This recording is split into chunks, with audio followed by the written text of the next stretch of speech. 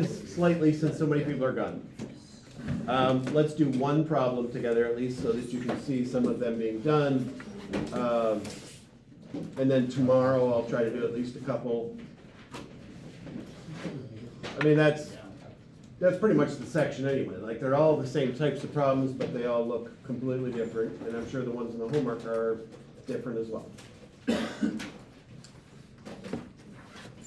Okay. An open box is being constructed from a piece of sheet metal, I don't know why sheet metal, but 18 inches by 30 inches. And so the 18 by 30 would be just a normal rectangle, not that picture. Okay? So, you know, kind of imagine like a pizza box if you unfold it. That's sort of what this is. You cut it up from something flat and then you fold up the sides to make a box. The corners have to be square sized because otherwise if you folded up the sides, they wouldn't match up. So each one of those corners that was cut out was a square. What size squares should be cut to make a box with the biggest volume? And obviously, like that might be the only size sheet that they can buy or something, right? So then their goal would be to make the biggest box out of it possible. So there's actually two questions we're answering. Wait, so the 18 by 30 inches is like the sheet without the squares cut out? The 18 by 30 would be the sheet without the squares. Oh, Or, correct, with nothing cut off of it. Yep. Those dotted lines are there. Where's all my dice? Those dotted lines that are there are, you know, where you would fold it. You wouldn't see those when it's cut up. oh, I see. So it's not, so the dotted lines aren't the 18 by. The 18 by, I'll just draw Is the it. whole thing without that square?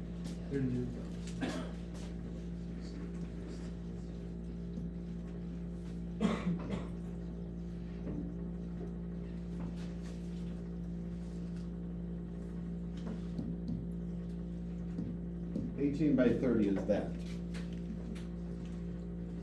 And then you would cut a square off of each corner and fold up the sides to make a box. Okay. Yeah, I don't know why sheet metal. Every other textbook that this type of problem has been in, it's been cardboard because that would be normal. I don't know, maybe they have to store metal pieces. I'm not sure why they would make a sheet metal box. Maybe it's to hold a battery. That would have to be metal. Who has not gone in a while?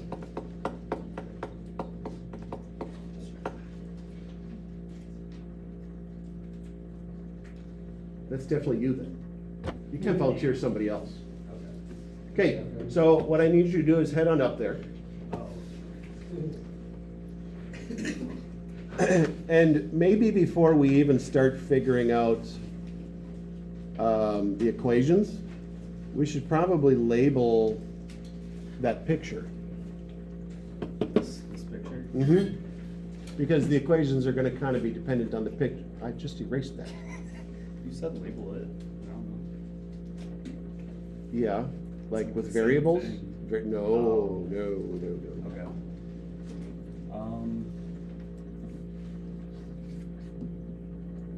Okay, so you're saying that the piece cut off would be X by X? Yes. Okay, then instead of drawing it here, you would label that X and that X. Yep. Okay, and then there should only be, actually, that's only one dimension, technically.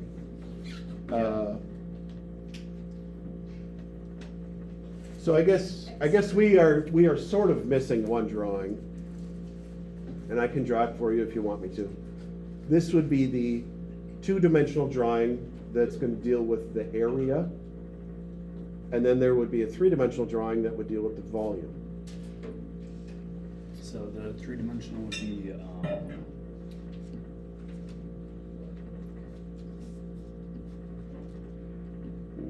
Yeah, That and each of these sidelines would be X, right?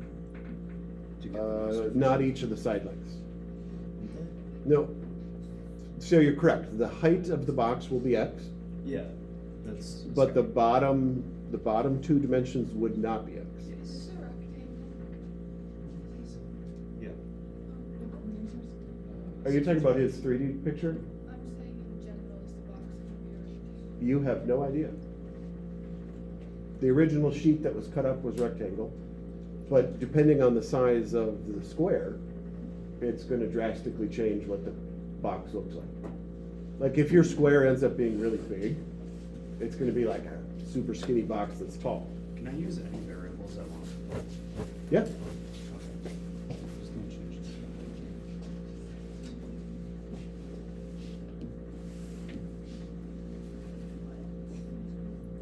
now, can we talk about what the downside to that would be? Sure. Now you have 3 different variables, and how are we gonna do the derivative? Write out the equation and just. So for these problems to work, we actually need it to be a 1 variable for the derivative. Yeah. Okay, would it be easier for us to come up with the equations before the picture then? Probably. All right, we could do that. Can I give this to someone else? Sure. I mean, you did a good job drawing a picture. It's hard for a lot of people. Some people absolutely cannot like think in 3D, and trying to draw it throws them off. Okay, who are you choosing? Sure.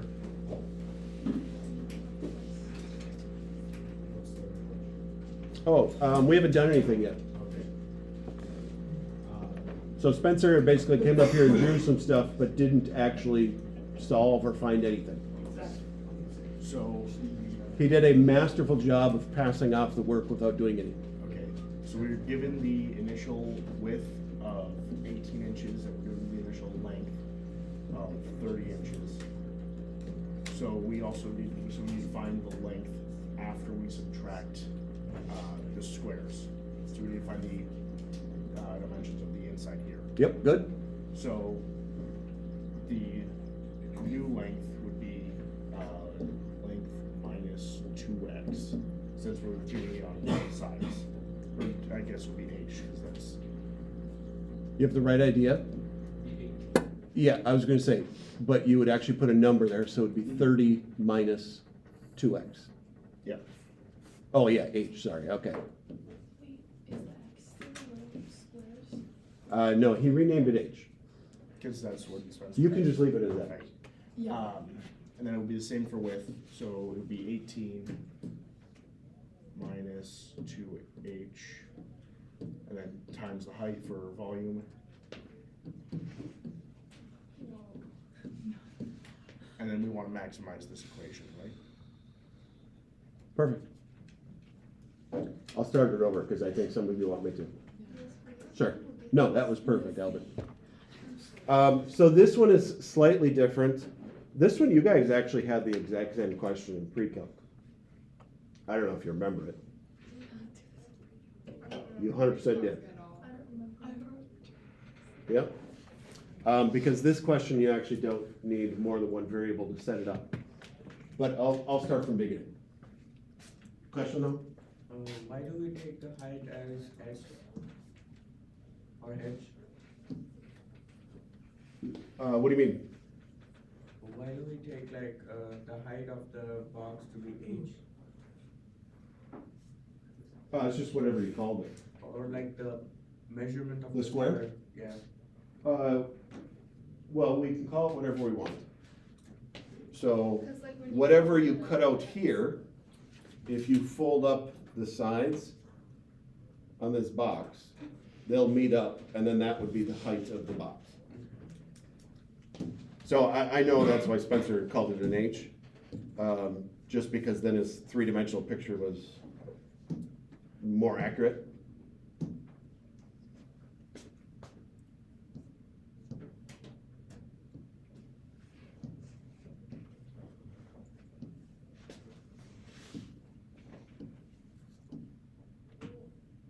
Now, if we go by the picture that's here, like this picture that's right here has very small corners. And so if you fold up the oh, now that's tilted, that's gonna bug me. If you fold up the sides, that's basically what the box would look like, okay? If you want me to kind of color code it.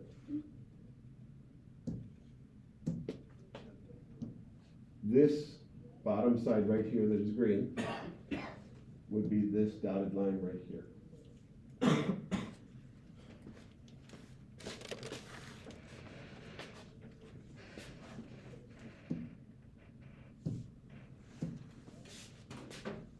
The right-hand side of my box would be this dotted line right, what the heck?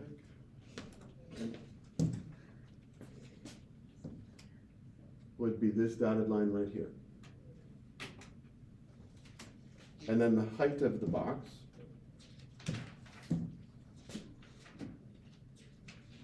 that height comes from both corners right here.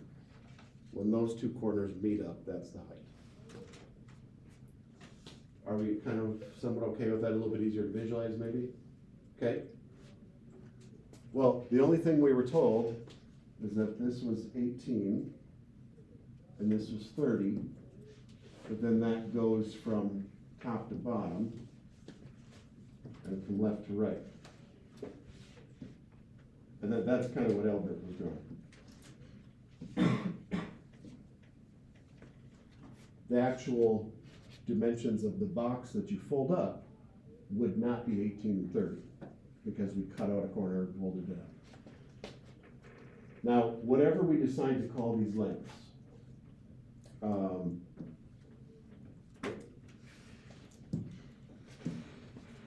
like I'm sure most people are just gonna call that X. Whatever we decide to cut out actually just determines every other number. So like this blue one, we'll call that X. The bottom side of this box, you cut off an X here, and you cut off an X here. And so the bottom side of the box would be 18 minus the two X's you cut off.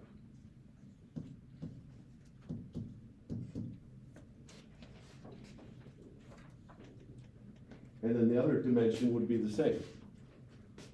You cut off X length there, you cut off X length there. So this side of the box would be 30 minus both of those X's.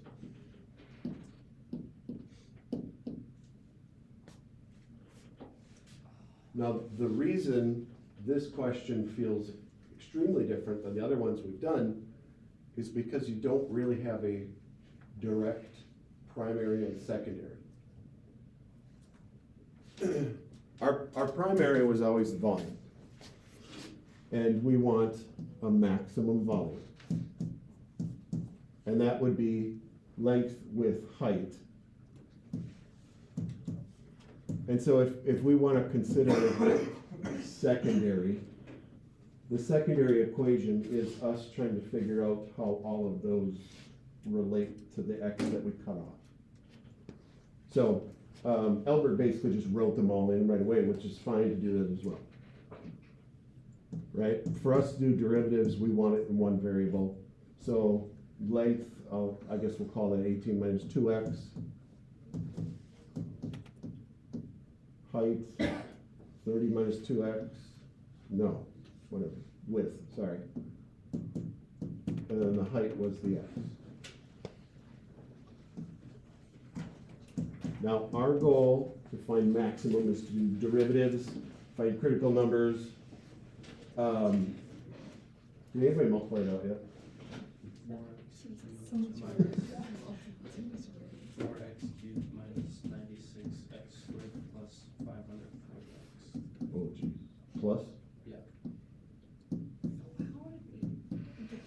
40, not 46. Just 40? Yeah, just 40. No, it is 96. Yeah, I just bothered me how I wrote the 6. Squared. Okay. Now, we could have done something like the product rule or something too, that would absolutely work, and if you find that easier to simplify, do that. But we're gonna need to do the derivative from there, which isn't necessarily great. It's not hard, it's just gonna be numbers that you're not gonna be able to do in your head, possibly. 12x squared minus 192, x plus 540. It's very possible 12 goes into all three of those. It does? 16, 40, 45?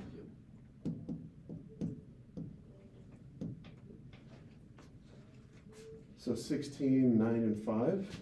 No, that doesn't work. Is that factor? Oh, cause 16 goes with 40. It was gonna be like 5 and 9 for eight. Well, that's, so 5 and 9 is immediately what I thought of. What's 45? Do we have a quadratic formula of this? Yeah. That's terrible. All right.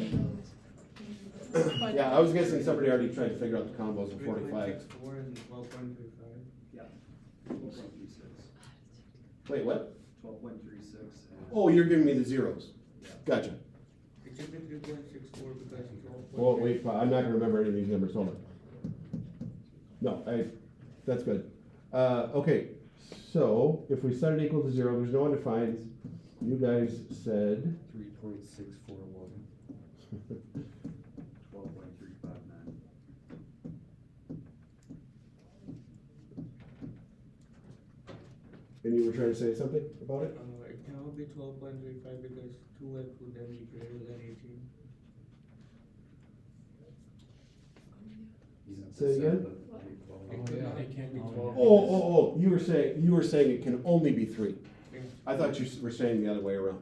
No, you're good. Why can't it be 12? Okay, so we don't really have any like direct constraints about the numbers, other than you know you can't have negatives. Okay, neither of these is negative, but if we chose to use the 12, we'll think about this. If you tried to make each x a length of 12, that would be more than the width of 18. Oh, yeah, gotcha. So you can't use the 12 just because it doesn't fit our model. So 3.461. Seth, what have we not done yet that is gonna be half the points of your problem? I tried yesterday, I tried telling everybody what's gonna be the part that's easy to forget, that is gonna be what I dedicate a lot of points to. Okay, no problem, I need a drink anyway. Throat is drying out, yep. Oh, did I I? got 3.64, not 3.46. Yeah, it was 3.64. Did I dyslexic that one? I think so. Okay. But, Thanks.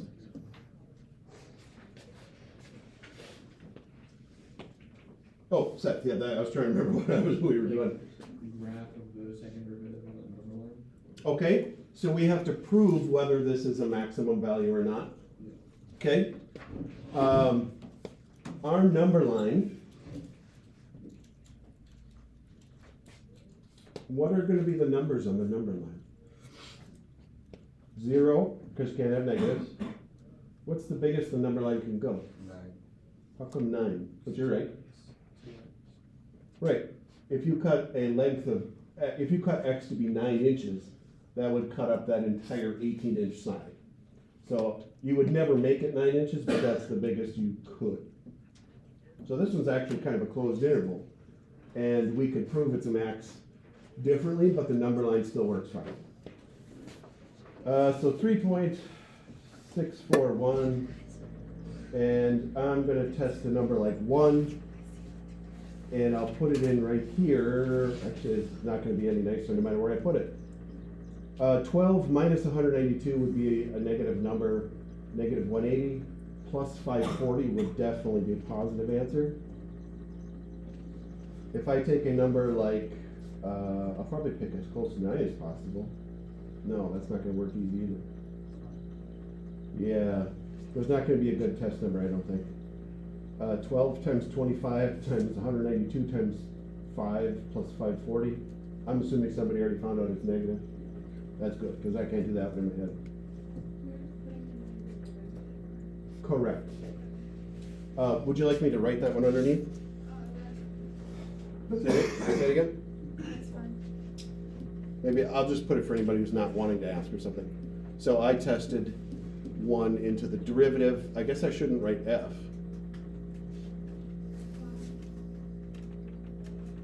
We did max prime 1. Sounds like a good name for like a radio station or like a, Like Elon Musk's. yeah, Max Prime. yeah. And then we max prime of 5.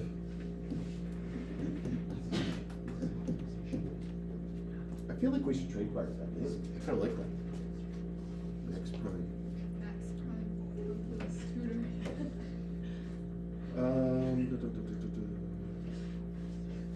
Seth, what are you gonna call this?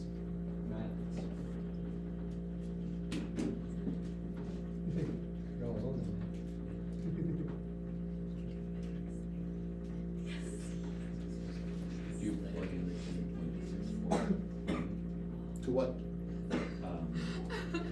like, Or what are you trying to do? basically, find the volume. Okay, I know there were 2 questions. What size squares should be cut out to make a box of maximum volume? And then what is the volume? First thing, do we know if that's a max? Okay, how do we know that's a max? Because it's increasing up to that and then decreasing afterwards. Perfect. So the max prime is greater than 0, max prime is less than 0, so it alternates. And so 3.641 is a max. And we're actually just gonna call it an absolute max even because we've got a closed interval. Absolute max is can only work on closed intervals, right? If this was an open interval and the graph went up and then down, then it would also be an absolute max because it would just continue forever in both directions. Okay. So it's kind of situational. Okay, so the square that is being cut out is 3.641 inches.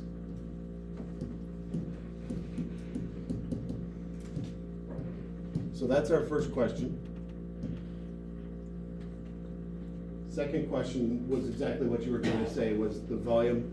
How do we find the volume with 3.641?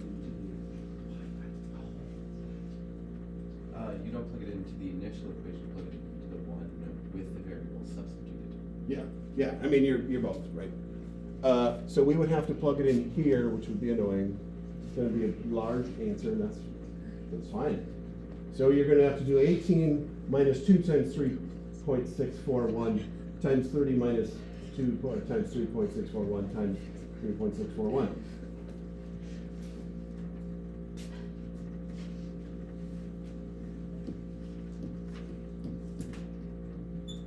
What happened to that?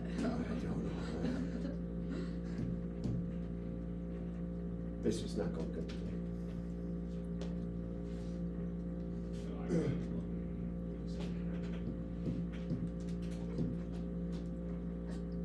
Like that? 1187.7? I got 86. I did too. I got 886. Oh dear.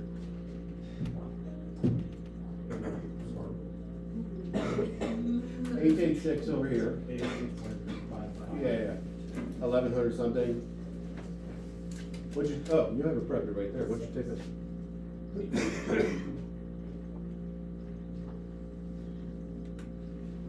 Oh, we forgot to do the 2 times.